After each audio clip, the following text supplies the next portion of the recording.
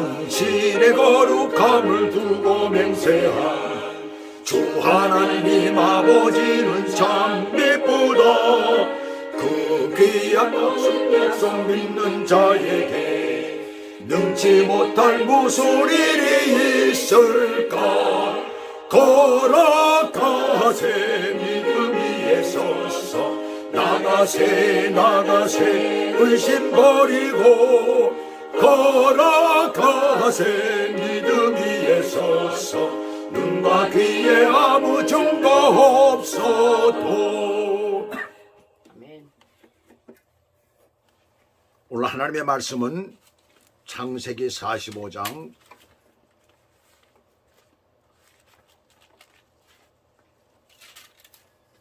21절에서부터 28절까지 내용입니다. 제가 봉독해 올려드리겠습니다.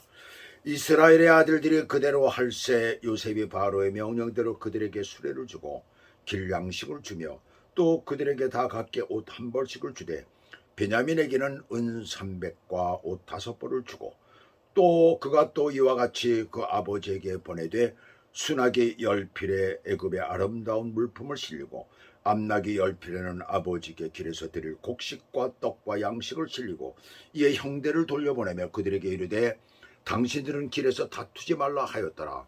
그들이 애굽에서 올라와 가나안 땅으로 들어가서 아버지 야곱에게 이르러 알리어 이르되 요셉이 지금까지 살아있어 애굽 땅 총리가 되었더이다. 야곱이 그들의 말을 믿지 못하여 어리둥절하더니 그들이 또 요셉이 자기들에게 부탁한 모든 말로 그에게 말하며 그들의 아버지 야곱은 요셉이 자기를 태우려고 보낸 수레를 보고서야 기운이 소생한지라. 이스라엘이 이르되 조카도다. 내 아들 요셉이 지금까지 살아있으니 내가 죽기 전에 가서 그를 보리라 하니라. 아멘. 오늘 하나님의 말씀 제목은 죽기 전에 가서 그를 보리라. 성경 가운데 나오는 맨 마지막 절에 나오는 말씀입니다. 인생의 중요한 순간이 올 때마다 우리는 어떤 선택을 할 것인가 라고 고민을 하게 되죠. 그리고 그 선택으로 말미암아 굉장히 엄청난 결과가 나는 것을 우리는 자주 봅니다. 한 청년의 인생에 큰 결정을 앞두고 있었어요. 그 눈앞에는 두 갈래 길이 있었습니다. 한 길은 넓고 평탄하고 사람들이 많이 가는 길이고 다른 길은 좁고 험하지만 의미 있어 보이는 길이었어요. 그때 한 노인이 이렇게 말했습니다. 길은 네가 선택을 하지만 선택한 길은 결국 너를 만든다. 선택한 길은 결국 너를 만든다. 청년은 고민 끝에 좁은 길을 선택을 했습니다. 처음에는 힘들고 외로웠지만 시간이 흐르자 그는 깊이 있는 사람으로 성장을 했습니다. 그의 성품, 또 믿음, 인격이 단단해졌어요. 예수님도 마태복음 7장에서 우리에게 좁은 문으로 들어가라고 말씀을 하십니다. 물론 예수님께서 말씀하시는 것은 구원의 길이고 믿음의 길이지만은 그러나 실제로 우리가 세상을 살아가면서 우리는 때로 두 갈래 길에서 놓이게 되죠. 넓은 길, 좁은 길, 넓은 문, 좁은 문. 그런데 좀 전에 그 노인이 한 얘기가 재미있어요. 선택한 길은 결국 너를 만든다. 아무리 그것이 좁은 길이라 하더라도 힘들고 어렵고 힘든 길이라도 그 길로 가는 사람은 그렇게 만들어지더라는 얘기입니다. 거기에 섞여서 적응하고 살아가게 되면 그렇게 되더라는 얘기예요. 예를 들어서 우리가 의사가 된다는 게 굉장히 어렵잖아요. 왜요? 13년 동안을 어렵게 공부를 해야 돼요. 그냥 보통 대충 공부하는 게 아니라 머리를 싸매고 하루에 3시간, 4시간뿐이 못 자가면서 공부를 해야만이 닥터가 됩니다. 그러나 닥터가 되는 그 결과는 어떻게 될까요? 사람들로부터 칭찬을 받게 되고 또 사람들로부터 존경을 받는 것은 물론이지만은 물질도 들어 돈도 들어오잖아요. 그리고 선한 일을 하게 되잖아요. 사람을 고치는 일이기 때문에. 근데 그 길은 굉장히 좁고 어렵습니다. 그러나 그 길을 들어간 사람은 거기에서 그것을 하게 되어 있는 거예요. 처음에 사람들은 겁이 나서 못 들어갑니다. 내가 그걸 어떻게 할까? 그 어려운 일을 내가 어떻게 할까 하지만 들어가 놓으면 하게 되어 있는 거예요. 만들어진다는 얘기입니다. 굉장히 중요한 얘기를 우리에게 정말 여기서 우리가 알 수가 있는 거예요. 예수님께서도 바로 그것을 얘기하고 있는 거예요. 인생이 살아가는 과정에서 어떤 일 혹은 사람 등에서 사소한 결정 같은 것은 자주 있죠. 그런데 중요할 때에 선택을 하는 아주 그런 순간이 또 자주 옵니다. 가끔 옵니다. 요셉과 형제들의 그 아버지인 야곱은 하나님이 약속하신 가나안 땅을 떠나야 하는 선택의 아주 중요한 순간에 지금 도달했어요. 그 중에서도 다른 나라로 이주한다는 것은 큰 선택의 결정인 거예요.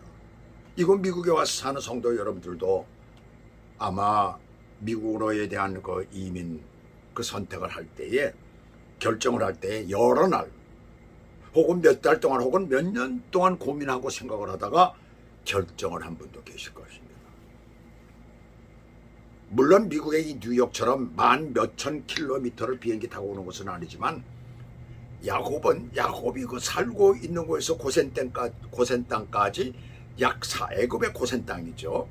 약 400km를 어린아이 등을 포함한 가족을 이끌고 열흘에서 보름간에 걸쳐서 가야 하는 거리예요. 더군다나 물설고 낯설고 풍속과 언어가 다른 곳이지만 100세가 훨씬 넘은 그가 바로 앞에 섰을 때에 130세라고 그랬잖아요. 100세가 훨씬 넘은 그 노인으로서는 더더군다나 어려웠을 거예요. 쉽지가 않았을 것입니다. 그 결정이. 근데 야곱은 오늘 본문을 보시면 결정을 하는데 별로 오래 걸리지 않아요. 28절 마지막 부분 보시면 내가 죽기 전에 가서 그를 보리라. 아주 선뜻 기쁨으로 결정을 내리고 있습니다. 왜 이렇게 쉽게 선택을 하고 결정을 내릴까요? 이것은 어쩌면 그곳에 가서 온 가족의 생존과도 관계가 있는데 말입니다. 그것은 첫 번째, 나에게 꼭 필요한 진실된 사랑이 바로 그곳에 있기 때문에 그렇습니다. 여러분들 진실된 사랑이라고 그러니까 뭐 연애가 하는 건가 뭐 이렇게 생각하기 쉬운데 제가 말하는 진실된 사랑은 그것을 말하는 것이 아니죠. 21절에서부터 23절까지 보시면 요셉은 형제들이 고향으로 돌아가는 길에 필요한 모든 것을 공급해 주고 있잖아요. 공급해 줄 뿐만 아니라 아주 풍성하게 지금 주고 있습니다. 양식과 옷과 그리고 바로의 특별한 배려, 명령에 의해서 수레까지도 준비시켜 주었어요. 수레는 그 당시 아무나 탈 수 있는 것이 아니었습니다. 특별한 신분 이상의 사람들만 그것을 이용할 수가 있었어요. 그 당시 근동 지역에서는 애굽만이 수레가 있었던 것입니다. 그것도 아버지만 타는 것이 아니라 아이들도 있잖아요. 아버지만 타고 아이들은 걸려서 갔겠어요. 또 부녀자들도 있었잖아요. 그러니까 아이들과 부녀자들 것까지도 준비가 되었을 거예요. 이 정도면 바로와 그 대신들의 요셉에 대한 신임 그리고 요셉의 그 영향력도 우리가 알 수가 있죠. 이것은 또한 아버지에 대한 요셉의 가슴 속에서 우러나오는 효심을 우리는 느낄 수가 있습니다. 또 뿐만 아니라 형제들에 대한 용서와 사랑의 표시였던 것입니다. 야곱에게 있어 그 요셉은 어떤 자식입니까? 요셉의 어머니 라헬을 얻기 위하여 7년이라는 세월을 무임금으로 일을 했잖아요. 그렇게 노동을 했잖아요. 그리고 또 7년 동안은 속아서 또 7년 동안을 이용을 당했어요. 그리고 6년은 알면서 또 이용을 당해서 일을 했습니다. 라헬이 발단이 되어가지고 무려 20년이라는 세월을 외삼촌에게 혹사를 당한 거예요. 그렇게 얻은 아내이기에 라헬이 산고로 막내 베냐민을 낳고 죽을 때에 그는 얼마나 슬픔이 컸겠습니까? 그래서 야곱은 요셉을 끔찍이 여기며 다른 형제들에게 입히지 않은 채색 옷까지 사서 만들어서 입혔고 그것은 형들에게 질투를 일으키게 했고 결국 애굽의 노예로 팔리게 된 것입니다. 이런 과정을 거친 요셉의 아버지에 대한 그리움과 사랑은 말할 것도 없고 야곱 또한 요셉에 대한 지울 수 없는 기억으로 늘 아쉬워하고 그리워하는 마음으로 지냈을 것입니다. 그가 죽은 이후에도 오랜 세월 동안 그는 요셉을 잊지 못했을 것이에요. 그 아들 내가 사랑하는 그 아들이 살았으면 하고 아마 그렇게 생각을 했을 것입니다. 이렇게 서로의 진실된 마음이 행동으로 나타난 거예요. 그곳엔 진실된 사랑이 있었던 것입니다. 그곳엔 진한 부모 자식 간의 사랑이 있었던 거예요. 요한일서 3장 18절에 이렇게 말씀합니다. 자녀들아, 우리가 말과 혀로만 사랑하지 말고 오직 행함과 진실함으로 하자라고 말씀합니다. 성도들끼리도 진한 사랑을 하라는 얘기입니다. 하나님께서는 하나님과 아무 관계가 없던 우리들에게 우리의 필요를 충족시키기 위해서 당신의 사랑하는 독생자의 생명까지도 아끼지 아니하시고 내어주심으로 우리에 대한 자신의 사랑을 확증하셨다라고 말씀합니다. 로마서 5장 8절의 말씀이잖아요. 필연적인 하나님의 이 사랑을 여러분들은 선택하시고 증명해 보이시길 부탁드립니다. 그 다음에 두 번째는 잃어버린 아들의 생존 소식과 함께 아들을 향한 사랑에 그리고 자신을 향한 아들의 사랑과 기다림에 애굽으로 결정을 했다면 이번에는 두 번째는 형제들의 화평을 이룬 모습이에요. 24절에서 25절까지 해서 요셉은 형들에게 이르되 뭐라고 말을 합니까? 당신들은 길에서 다투지 말라라고 얘기를 하죠. 그래서 그들은 집에까지 오는 동안에 다투지 아니했어요. 그리고 26절 앞에 부분을 보시면 아버지에게 한 목소리로 하나가 되어서 요셉이 살아있고 애굽 땅 총리가 되었던 것을 지금 말하고 고하고 있습니다. 누가 고했다는 것은 없잖아요. 바로 이 말은 뭐냐면 여러 사람들이, 여러 형제들이 뭐 10여 명이 되잖아요. 다 가면서 아버지 집에 도착하자마자 아버지 요셉이 살았어요. 서로가 중구난방으로 얘기를 한 걸 말하고 있는 거예요. 그리고 애굽의 총리가 되었어요 라고 얘기를 하는 거죠. 10여 명의 형제들이라면 서로 의견, 관점이 다를 수 있을 텐데 모두가 일치함을 여기서 보여주는 것, 그것은 뭡니까? 그들이 직접 보았잖아요. 하나로 된 것을 여기서 말하고 있어요. 즉 화평을 말하는 것입니다. 그들에게는 화평을 가로막는 것들이 있었지요. 아버지와 요셉과의 관계에 대해 이해를 하지 못했던 것입니다. 이해를 조금만 했더라면 어린 동생을 그렇게 미워하지는 않았을 거예요. 따지고 보면 일찍 엄마를 여인 요셉이 불쌍하잖아요. 베냐민은 어머니 얼굴도 보지 못했고 어머니의 정도 받아보지 못했지만 요셉은 엄마의 사랑을 듬뿍 받으면서 자랐던 거예요. 그런 아이에게 아버지가 신경을 많이 써서 자기들보다 좋은 옷을 입혔다고, 편애라고 불평하며 철없는 아이를 왕따시켜버린 거예요. 다른 형제들, 자식들의 입장에서는 분명히 지독한 편애였을 것입니다. 그렇잖아요. 지들은 좋은 옷을 안 입혔는데 요셉만 그런 좋은 옷을 입히니까 분명히 편애라고, 그건 분명하죠. 그런데 부모가 되어보면 부모님들이 자주 말하듯이 10손가락 깨물어서 아프지 않은 손가락이 어디 있겠느냐고 얘기를 하잖아요. 다 자식은 똑같다는 얘기입니다. 그러나 더 아픈 손가락이 있습니다. 잘 안 되고 있는 자식, 상처나 조건이 크거나 부족한 자식에게 신경이 더 가기 마련입니다. 그런 아이가 이제 17살이 되어서 겨우 성인의 문턱을 넘어서고 있는데 아버지의 심부름으로 그 먼 거리를 힘들게 형들을 찾아온 아이를 맞아주고 안아주고는 하지 못할 망정 처음에 죽이려다가 노예로 팔아버리고 말잖아요. 이런 비인간적인 행동을 한 사람들이에요. 이 사람들이 이게 바로 형제들입니다. 그런 가운데 어떤 형제는 살리려고도 했고 성경 기록에는 없지만 어떤 형제는 아마 죽이는데 앞장섰을지도 모릅니다. 죽이자는 말을 누가 했겠어요? 형제들 가운데 있을 것 아닙니까? 죽이려다가 말았지만, 그러지 말자라고 말리는 바람에 말았지만, 그런데 앞장선 형제도 있을 것입니다. 총리가 된 요셉을 만난 후에 양식 때문에 애굽을 오가는 기간에도 다툴 수 있는 여건들은 많았을 것이에요. 야, 거기 뭐하러 가느냐 이래가면서 그런 사람들도 있었을 것입니다. 그러나 그들은 살아있는 요셉을 보았잖아요. 하나님의 역사심을 본 것입니다. 거기서 하나가 된 것입니다. 그리고 형제들의 이러한 형편과 그들 각자의 성격 등에서 나오는 차이를 극복하고 그들을 컨트롤할 수 있는 최고의 구심점은 바로 아버지 야곱입니다. 아버지는 그 집안의 기둥이요 자녀들의 상징입니다. 또한 믿음의 머리예요. 야곱은 그것을 너무나 잘 알고 있기 때문에 또 아들들이 요셉까지 포함해서 다 모이게 되잖아요. 그 아들들의 화평을 위하여, 그들을 하나님의 백성들로 세우기 위하여 하나님의 계획이 그곳에 있다는 것을 그는 깨달았기 때문에 애굽으로의 선택을 결정하는 것입니다. 야고보서 3장 18절에 이렇게 말씀합니다. 화평케 하는 자들은 화평으로 심어 의의 열매를 거두니라 그러죠. 야곱이 여기서 이루고자 하는 화평은 무엇입니까? 거기에서 나오는 열매는 무엇일까요? 그것은 바로 하나님의 백성으로 그들을 세우는 것입니다. 바로 여러분들도 언제나 화평으로 심어 의의 열매를 거두시길 주님의 이름으로 부탁을 드립니다.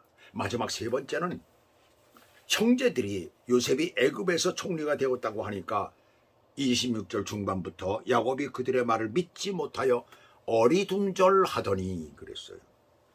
요셉이 그 지역 최대 강국의 총리가 되었다니 정말 믿겠어요? 여러분들 같으면 믿겠습니까?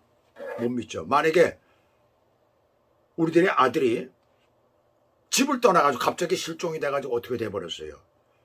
근데 미국에 가가지고 몇십 년, 한 20년이 지나가가지고선 지금 몇 년 만에 만나는 겁니까? 무려 22년 만에 만나는 거예요. 20년이 지나가가지고 어느 날 갑자기 아유 우리 재훈이가 살았어요. 그러더니 재훈이가 미국에 부통령이라고 그래야 되나요? 대통령 바로 밑에 2인자가 부통령이 되었어. 그러면 그 믿겠어요? 뭔 소리야 이게 도대체 걔가 어떻게 그렇게 돼? 말이 되는 얘기야? 바로 그렇게 생각할 수밖에 없죠. 가족도 없이 혼자서 어떻게 그게 가능합니까? 여기 어리둥절이라는 말은 개역 성경에서 기색하더니라고 번역이 되었잖아요. 기색은 정신적 충격으로 까무러친다는 그런 의미예요. 기절했다는 얘기입니다. 한마디로 너무 놀래가지고. 근데 원어상에 이건 번역이 잘못됐어요. 원어상의 본래 의미는 뭐냐면 마음이 굳어졌다. 그래서 믿지 못했다는 그런 말입니다. 번역이 너무 잘못됐어요. 보면 야곱은 자기 아들들 모두가 하는 말임에도 믿지 못한 것입니다. 왜 믿지 못할까요? 그것은 야곱의 아들들이 이제껏 자라오면서뿐만 아니라 가정을 갖고 살아가면서조차 아버지에게 신뢰감을 주지 못했기 때문이에요. 작은 실수들은 누구나에게 있습니다. 그렇잖아요. 우리 실수 얼마나 많이 해요. 날마다 왜 그렇게 하느냐 말 듣잖아요. 실수 얼마나 많이 합니까? 근데 형제들은 과거의 34장에서 보면 엄청난 사건을 일으키잖아요. 세금성에서 그 족속들을 모조리 학살했던 그런 사건이 있습니다. 자기 동생 디나가 거기 가가지고 강간을 당한 그 사건 때문에 그런 일이 벌어졌잖아요. 그로 말미암아 다른 족속들로부터 경계의 대상이 된 거예요. 적이 됐다는 얘기입니다. 한마디로. 또한 다른 사람의 생명을 경멸히 여긴 사건이에요. 하나님께서 이거 굉장히 싫어하시거든요. 이번 미국과 이란과의 전쟁을 불러일으킨 원인 중에 하나도 폭격으로 사망한 이란의 독재자 헤메네이가 자신을 반대하여 데모하는 국민들을 무차별적으로 학살한 것이 그 이유 중에 하나입니다. 그로 말미암아 미국이 개입했잖아요. 본격적으로. 그래서 폭격을 한 것 아닙니까? 35장에서는 맏아들 루벤이 아버지의 적과 통관하는 죄를 범했어요. 완전히 집안의 질서와 도덕 윤리를 무너뜨린 사건입니다. 하나님의 백성으로서는 있을 수 없는 일을 벌. 그래서 루벤은 장자로서의 삶을 살지 못하잖아요.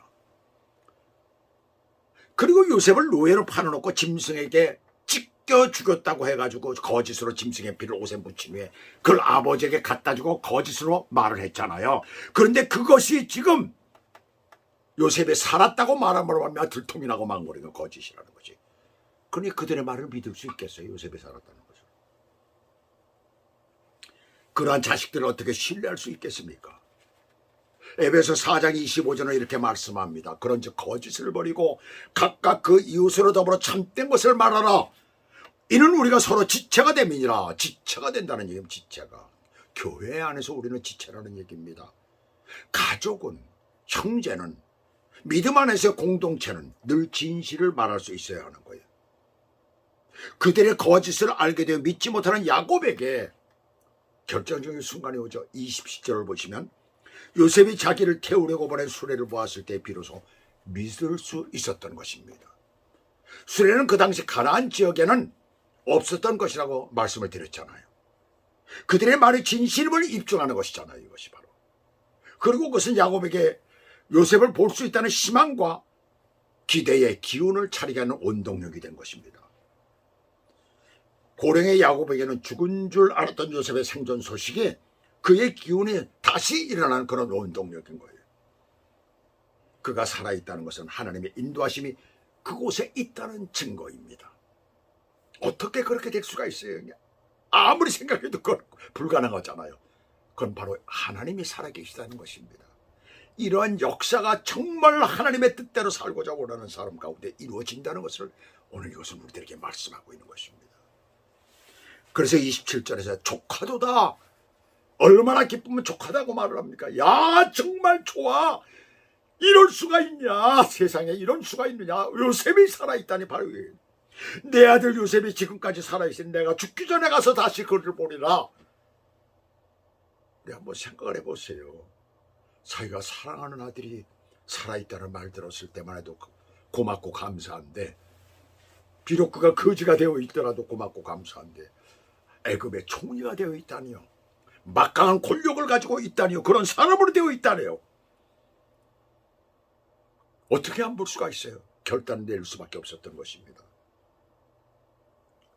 그걸 그대로 믿을 수가 있었던 것입니다. 요셉이 야곱에게 이렇게 큰 삶의 의미였듯이 여러분, 오늘 우리에게도 무엇이 진정한 삶의 의미가 되어 있습니까? 그것은 바로 내 안에 계신 예수 그리스도입니다. 여러분, 진실로 그렇습니까? 내 안에 살아계신 예수 그리스도, 그분이 내 삶의 의미입니까? 진정한 삶의 내 주인이십니까? 그러므로 로마서 14장 8절은 이렇게 말씀합니다. 모든 그리스도인들에게 간절히 소망했던 것을 사도 바울이 이렇게 말을 하잖아요. 우리가 살아도 주를 위하여 살고 죽어도 주를 위하여 죽나니 그러므로 사나 죽으나 우리가 누구의 것이다? 주의 것이로다. 고백입니다. 택함받은 하나님의 백성으로서 언제나 주를 절명하며, 언제나 주를 소망하며 갈망하며 주를 사랑하며 그분만을 믿고 사는 저와 여러분 되시기를 주 예수 그리스도의 이름으로 축복합니다. 기도하시겠습니다. 하나님 아버지, 오늘도 주의 이 크신 은혜와 사랑 안에 복되고 아름다운 말씀을 저에게 주심을 감사드립니다. 하나님의 큰 은혜와 사랑 가운데 이제 요셉이 드디어 가족을 만날 그런 단계에 들어갔습니다. 야곱이 그렇게 참으로 좋아했던 아들 요셉, 그가 죽었다는 소식으로 절망했던 세월 가운데 그가 얼마나 어렵고 힘들었겠습니까? 믿을 만한 자식도 없는 그런 가운데서 오직 요셉만을 그리워했는데, 그 요셉이 살아있다는 이 말을 들었을 때, 그것이 바로 하나님의 뜻이 있고 하나님의 계획이 있다는 것을 그가 깨달았을 때에 어찌 결단을 안 내릴 수가 있겠습니까? 우리의 삶의 어느 순간에라도 이러한 때가 닥칠 때마다 하나님을 사랑하는 마음을 가지고 예수 그리스도로 인하여 내가 구원받았다는 이 엄청난 사실로 인하여 언젠가 우리가 결단하며 나아가는 믿음의 사람들이 될 수 있도록 우리를 인도하시고 축복해 주시옵소서. 그래서 삶의 어두운 그림자가 덮칠 때, 어려움이 있을 때마다 늘 주님 앞에 무릎을 꿇며 내가 사나 죽으나 주의 것이로다 라고 고백하며 살 수 있는 믿음의 사람들이 될 수 있도록 은혜를 베풀어 주시옵소서. 예수 그리스도 이름으로 감사하며 기도 올리옵나이다. 아멘.